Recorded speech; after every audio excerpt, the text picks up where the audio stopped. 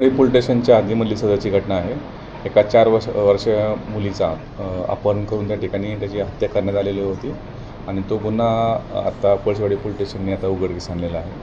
सदरची जी घटना आहे ती 2024मध्ये गुन्हा त्यामध्ये पोलीस स्टेशनला 982/24 किडनॅपिंगचा गुन्हा मागच्या ऑक्टोबरमध्ये पोलीस स्टेशनला पळसवाडीला दाखल झालेला होता आणि जी मयत मुलगीची 4 वर्षाची आहे ती तिच्या चुलत मावशीकडे कर्जत रायगड या ठिकाणी गेली आणि नंतर ती तिथून परत न आल्यामुळे तिची आत्या ह्या सदर गुन्ह्यातली जी फिर्यादी जी आहे सातपुते म्हणून त्यांनी पोलीस स्टेशनला तक्रार दिलेली होती.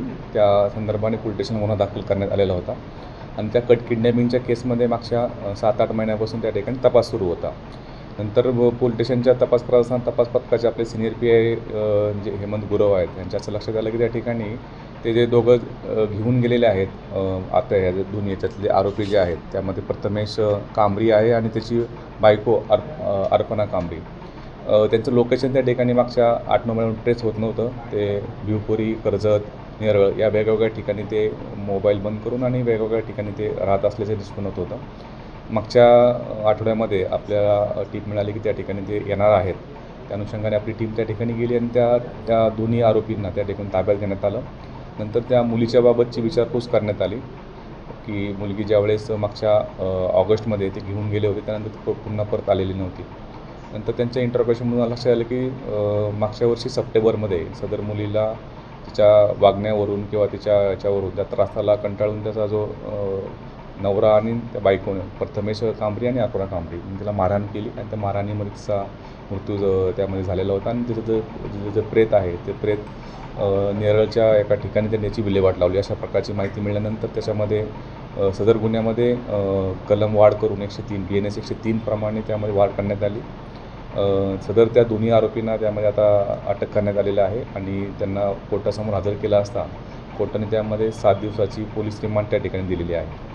सदर मुलीचे वडील जे आहेत ते मुलीचे वडील हे उल्हासनगरच्या एका केसमध्ये चोरीच्या केसमध्ये मागच्या 1 वर्षापासून जेलमध्ये होते आणि त्या जेलमध्ये असल्यामुळे नंतरचे त्या मुलीचा सांभाळ कुणी करायचा, तिच्या नातेवाईकांकडे कुणाकडे राहू शकते अशा प्रकारे म्हणून ते चुलत मावशीकडे त्या ठिकाणी राहत होती आणि नंतर ज्यावेळेस तिच्या आत्याकडे तिला आणण्याचा त्या ठिकाणी प्रयत्न केला त्यावेळेस त्यांचा संपर्क होऊ शकत नव्हता.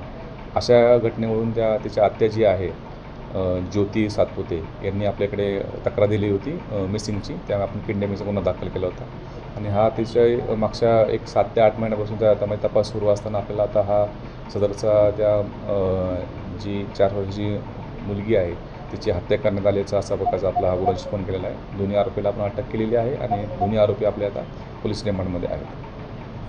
त्याच्यामध्ये जे आरोपी अटक केलेले आहेत आरोपीचं नाव त्याच्यामध्ये आहे प्रथमेश कांबरी आणि त्याच्या बायकोचं नाव आहे अर्पणा कांबरी. त्या दोघांनाही आपण अटक केलेली आहे आणि त्यांना 7 दिवस पोलीस रिमांड कोर्टाच्या ठिकाणी दिलेली आहे.